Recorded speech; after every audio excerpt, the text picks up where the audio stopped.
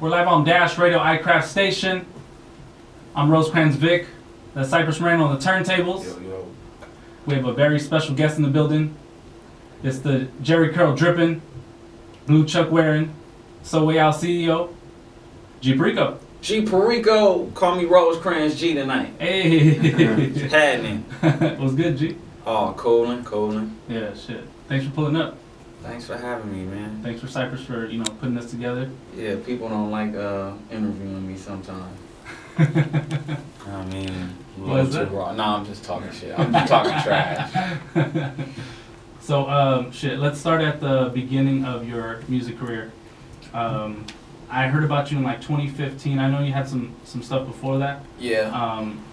But I knew you had a really strong buzz in the street, and I was seeing you like retweeted by a lot of LA influencers like Cypress, some other people like Adrian Swish, and then I seen that you were like working with Larry J and Webb, and so just take us back to that time when you were dropping the Innerprize II.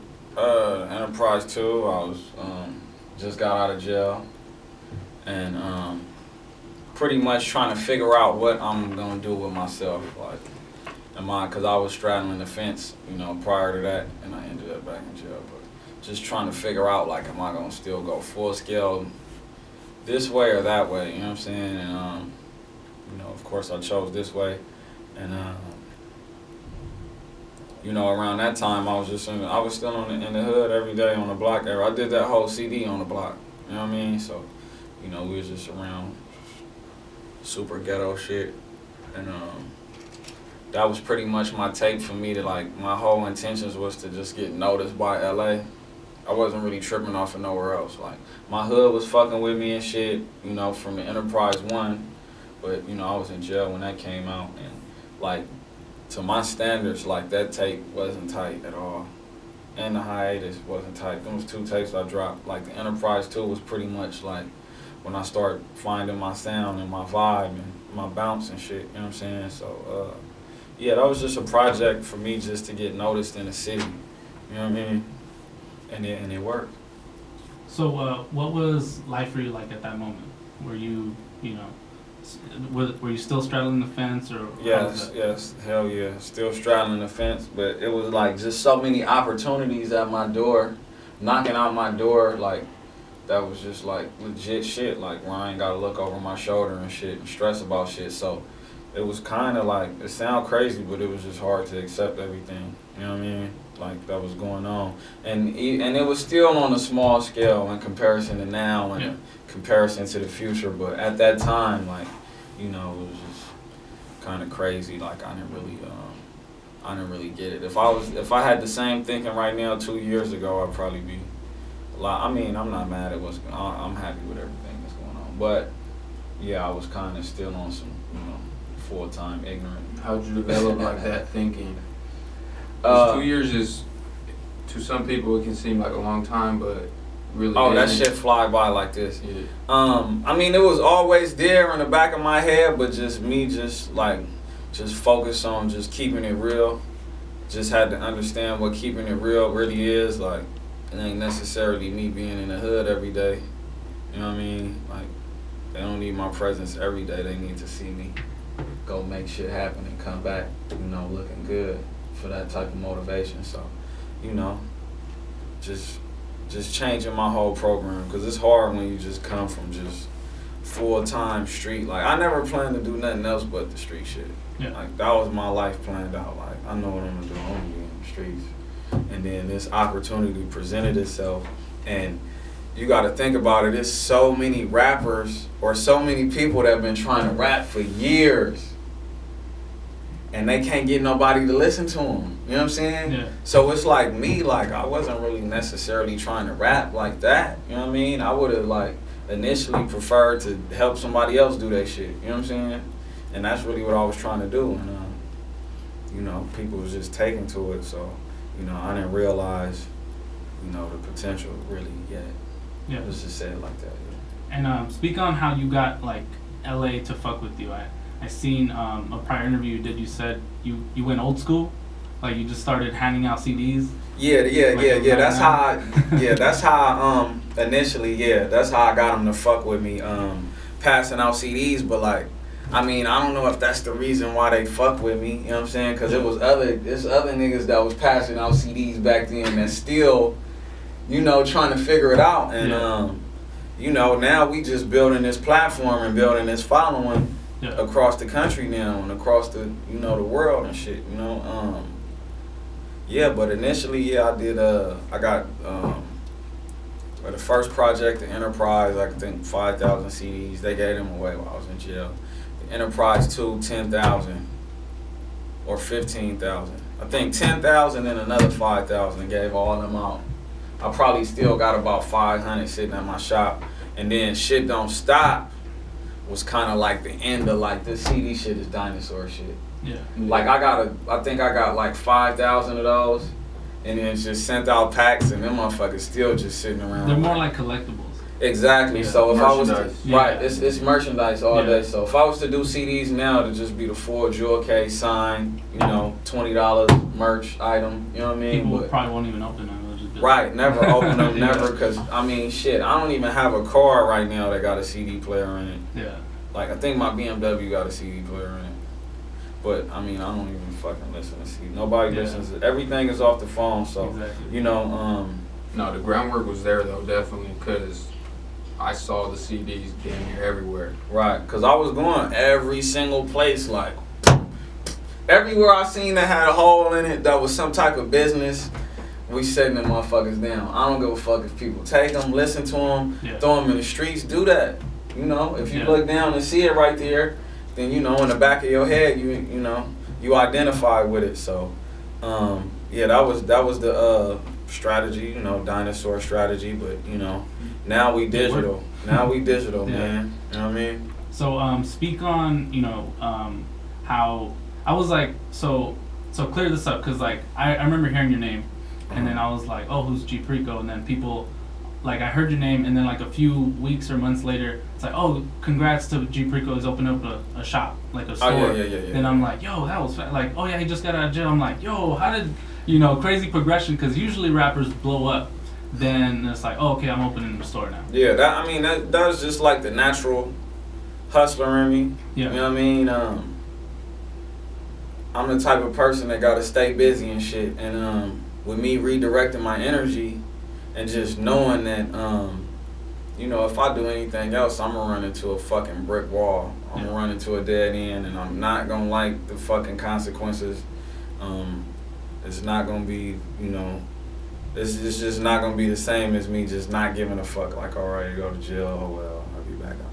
No, it's not like that no more. I got a taste of some shit. I'm starting to see shit. I'm still battling with myself though, like, trying to just not be that homie that's, you know, you call for everything and I'm there, like, as far as the ignorant shit, like, you know, just getting professional. So, you know, that was just my first step into the professional world. Just felt like it was something I had to do.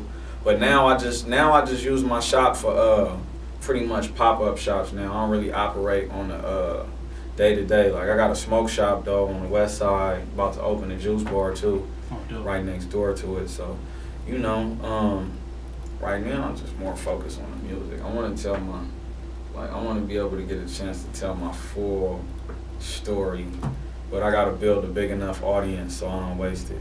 You know what I mean? Yeah. So, speak on Shit Don't Stop, because I feel like that kind of... Shit Don't Stop took you to the next level. Shit Don't Stop was like my intro into the rap game. Yeah. Like, because the focus on Innerprize II was CDs in the street. But the music industry and the rap game was already digital, in a digital wave. So, you know, I'm pretty much like a new played out motherfucker, you know what I'm saying? Like, so Shit Don't Stop was pretty much like my intro into the fucking industry. And I mean, it did real well. It's still doing real good. Like, you know, a lot of people still listen to it, like it. I love it. It came out 14 months ago now. September 30th last year, 2016, you know what I'm saying? And, you know, we shot a lot of videos, did a lot of shows, covered a lot of ground with it. Like, Shit Don't Stop was definitely, like, my breakthrough. And, you know, now we're trying to take it to the next level since I'm here. And speak on that model, because I guess a lot of people know the story of you getting hit, you know, before a show. Oh yeah. That was. So speak on that, and just to me that embodies shit don't stop. Yeah, of course. Like my whole lifestyle is shit don't stop because it's roadblocks. Like I mean, everybody motto should be that. Anybody that's a winner, your motto is shit don't stop. You might not cuss, you might not say it, but the motto is shit don't stop if you're a winner, because you gotta lose so many fucking times. Like you gotta just keep doing shit over and over. Repetition. Like even when you get frustrated, shit don't stop. Even when you're not feeling good, shit don't stop. You doing bad, shit don't stop. You know what I'm saying? So, that's pretty much more than just a motto and a quote. You know what I'm saying? It's a way of life. And I mean, when motherfuckers ask me how I'm doing, that's how I'm doing. Shit don't stop. Whether I'm doing bad, good, or whatever, the world continues to spin. You know what I mean? And we gotta win. So, yeah. But getting shot was definitely like a prime example. I'm getting ready to drop like a little mini doc with some footage from like post footage of me getting shot like a few hours later and shit, because I just ran in the hospital and got x-rayed and then got up out of there because I was on parole at the time and I didn't want to go to jail for getting shot. So yeah, I gave them a fake name and then I what was the fake went in there and got x-rayed. I don't even remember. I just wrote some shit. I went in there and got x-rayed. They like, well, it's not too bad. You know what I'm saying? There's some little fragments and shit, but I'm like, cool. I could still walk. You know what I mean? My shit was like a golf ball though. It looked like a tennis ball or something with a hole in it. But I mean, I wasn't really,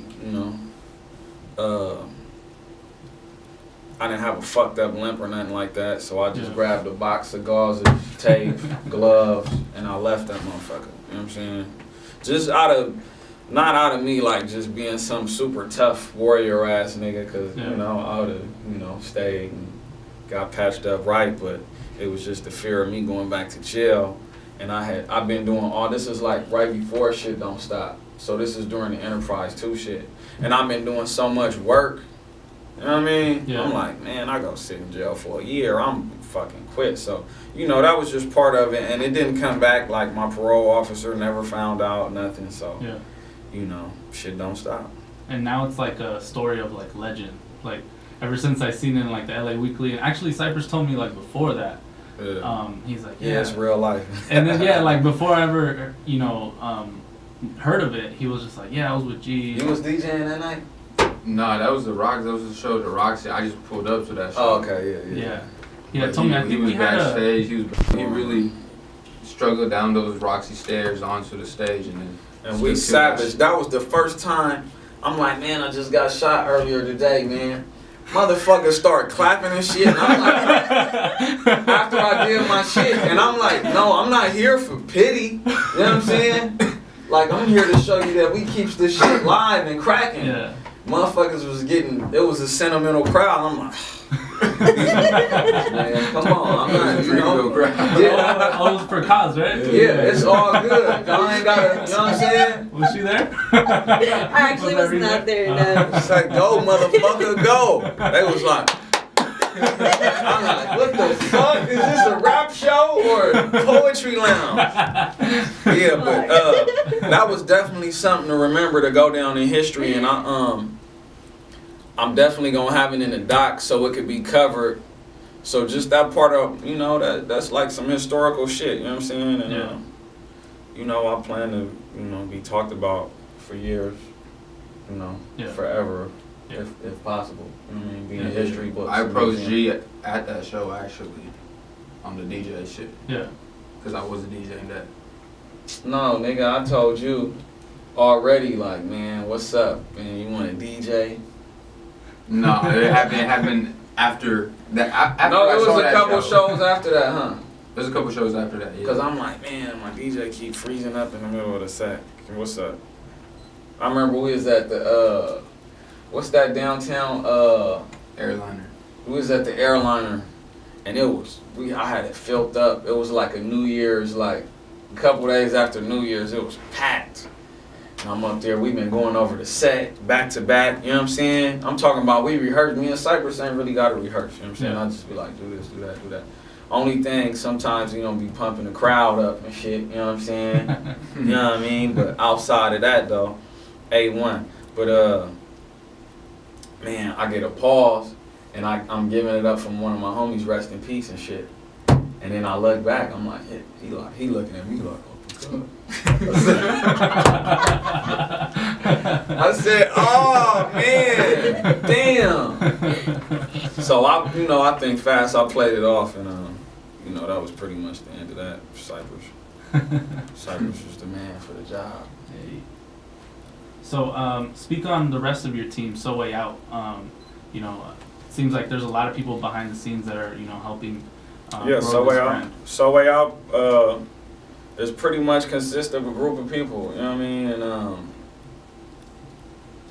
And behind the scenes, in front of the scenes, like I got a lot of people that help me, you know what I mean? Like my homie Lil N, like you'll probably never see him. Like he just like, if I need some type of assistance, like from the beginning it was just like, if I'm short on money, like man, I need $3,000 for this.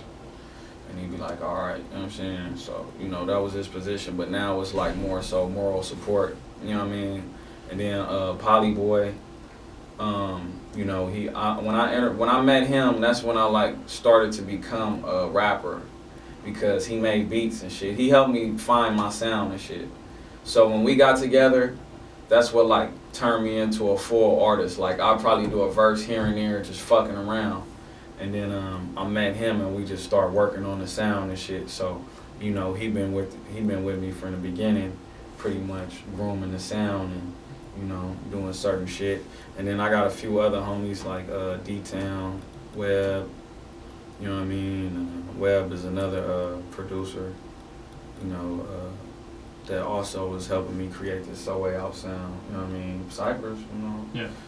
Produce a lot of shit for me too. My homie D-Town keep shit in order for me. You know what I mean? It's like, it's a dope ass collective, you know what I mean? And,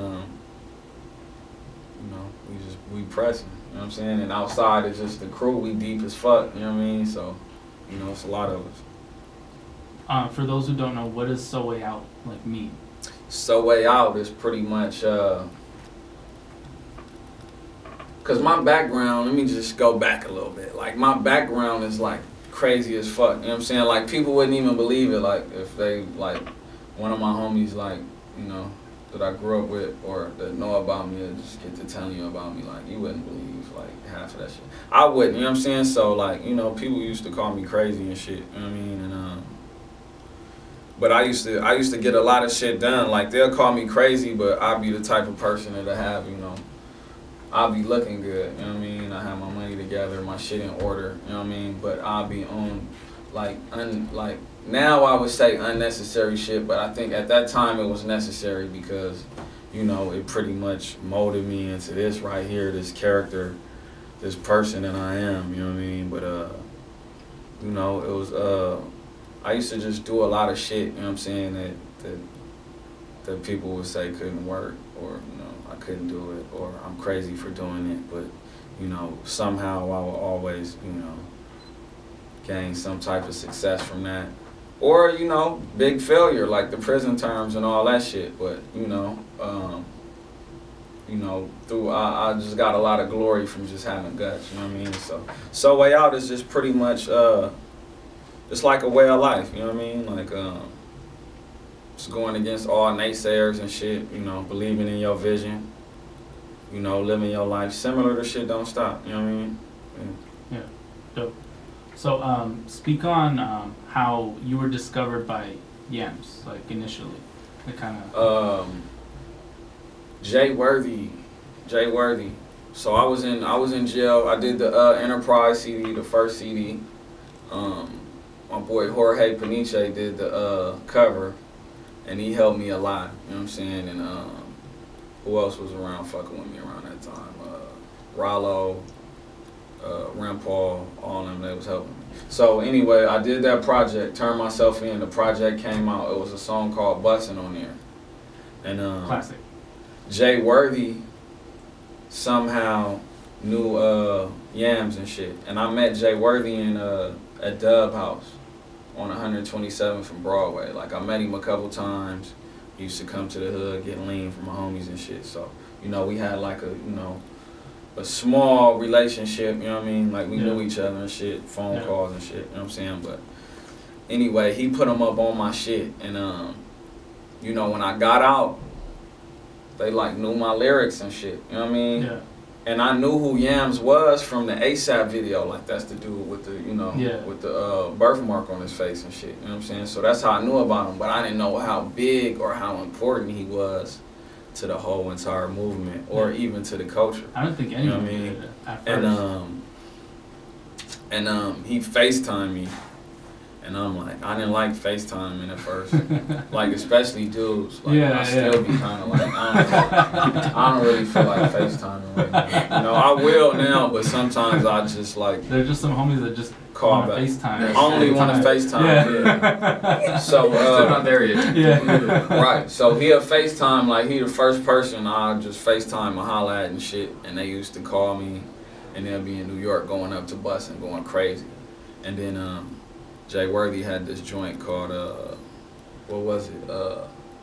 Use a Trick. Yeah. And Lamborghini was on there talking. We did the song.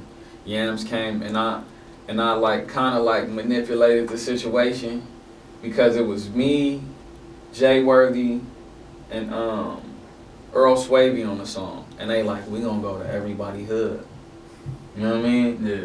I'm like, nah, let's just go to my hood.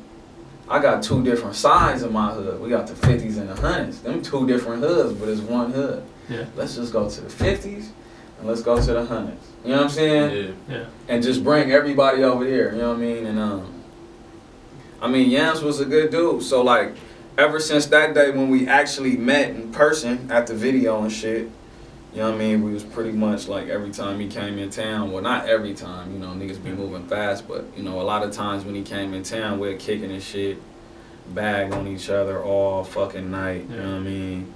And right before he passed, we had a long ass conversation. I got that shit recorded on a hard drive, the FaceTime conversation. Oh, okay. But I'll probably like never like, it just seemed like corny as fuck for me to use it right now. Like, you know what I mean? But you got it for you. So yeah, Yams was a dope ass dude, man. And yeah, Jay Worthy put that together, man. And I think he just had that eye, cause everybody that was bubbling like Yams was like hollering at him. You know what I'm saying? I wonder how he had so much time to do all that shit. Man. I mean, his tweets too. Yeah. Pretty legendary. All his legendary tweets. Oh so yeah, we got a couple tweets on there bagging and shit. Yeah. Yeah. So you brought up Jay Worthy. Speak on the G Worthy collab that just came out. The G Worthy collab. That was courtesy of Cardo Got Wings. You know what I mean? Cardo, I think Cardo came up with the idea. Cardo or Jay Worthy came up with the idea, you know what I mean? And I thought it was tight. We did Ain't Trippin'. That was supposed to go on the London Drugs project, and then Cardo like, fuck it, let's just bang out a project. He came out here, we knocked it out.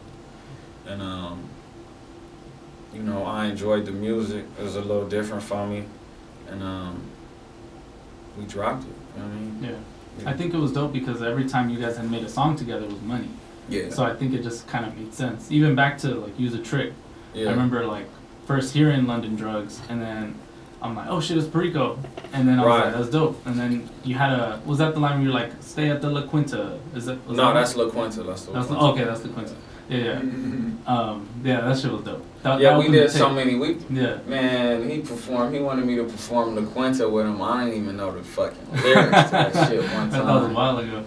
I didn't even know the lyrics. I'm on stage like bouncing around. Yeah, I didn't know that. I forgot the fucking words. So, speak on. You don't work with too many people. Nah, because I don't really like just from the outside looking in. You know, even though I'm in now, but I'm not in with a lot of people. You know what I mean? Yeah, so from the outside looking in, I just seen how like a lot of industry relationships go, like especially when you're dealing with young dudes. Like, you know, it's like you'll see niggas that do songs together and holler this brother for life shit. Yeah. And then we dissing each other and then airing each other out. Yeah. Nigga, you was doing do. So you know, before, I mean, it would never get that deep with me, but just me seeing so many character flaws in the industry, like, I try to just, like, I don't want to have to be upset with nobody, because I ain't even looking for that type of energy, man. Like, you know what I mean? Like, if I got, I'm going to just, like, smash you, but I'm not trying to do that, you know what I mean? So that's, like, part of the reason why I stay away from a lot of shit, because, like, I kind of want to vibe with a person first and see where they at, you know what I mean? Yeah. And then there been certain joints where I didn't even know a motherfucker and did it with them, you know what I mean? And it turned out cool, but I just be cautious of who I fuck with just based on that, because I don't know what people's intentions be, you know what I mean? It should be weird. Yeah. So, to the left. To the motherfucking left. Everything to the left. What can we expect from that? Some dope ass music. You know what I mean? I got a little political on it this time with America. You know, I done got ratchet as fuck. So it's like some dope ass rap shit, because it's like, you know, rap is like a big ass contradiction, you know what I'm saying? So it's full of that, you know what I mean? I'm political, then I'm ratchet, you know what I mean? Motivational. Yeah, but it just all fall in the same spot, and it just show, like, you know, an artist and a person, like, just don't always feel the same all fucking day. It's not always thinking about the same shit all fucking day, you know what I'm saying? So, you know, it's pretty much just life from my perspective, you know what I mean? Tell us about a song title I've seen that says, that's titled, I Love Thoughts. Nigga, I love thoughts, deep in her box, leave on my socks. We just did the video to that. I'm waiting for that. Like, that shit is, my boy, I sent it to Dub. He said, man, this is the Crip drill right here. Remember that tip drill video? Crip drill. Yeah, so the video was dope. My boy Lee on the beats, Dupree, and I want to say Polyboy. We was in the studio, and they all had something to do with the, you know, coming together of that beat. And I was that I Love Thoughts, the hook part, I don't know, you heard it yet? Not yet. Okay, so the hook, I was writing it initially as a verse. He like, nigga, that's the hook. And that's where I fuck up at a lot of times, so I had to realize that, like, you know what I mean? But yeah, I made that the hook. It's a fun song, it's different.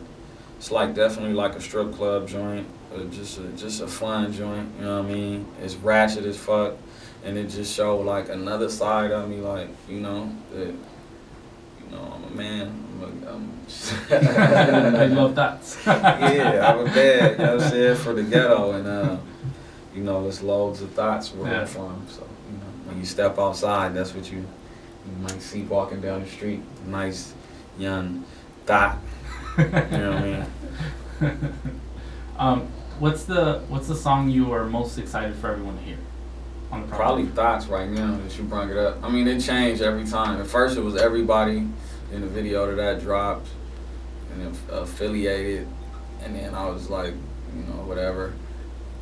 Right now I would say Thoughts, What up, the joint with Mozzie, What Up Cuz. Like, I'm excited about people hearing the whole project, and then I'm really excited. Bino? And the joint with Bino.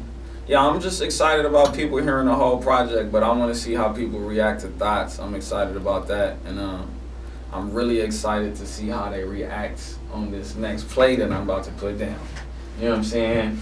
You know, so, you know, it's what's good for 2018? It's definitely about to be a monsoon. You know what I mean? Coming. I just want to, I'll just put it like this. I want to give the people a bigger experience than what I've been giving them. Because people enjoy my music, but I'm just going to give them something to, a little more to, like, feel the, like, bridge the gap and, you know, get that connection a little closer and tighter. You know what I'm saying? Yeah. Shit, man. Anything else you wanna let people know before we get out of here? Shit Don't Stop, To the Left, December 8th. More shit on the way. Shout out my nigga Cypress, Rosecrans Radio. You know what I mean? Shit don't stop. Shit don't stop. Shit don't stop. Appreciate you pulling up, bro. Thanks for Good looking, Jay. Yeah. Rosecrans Radio. We out. Shit don't stop.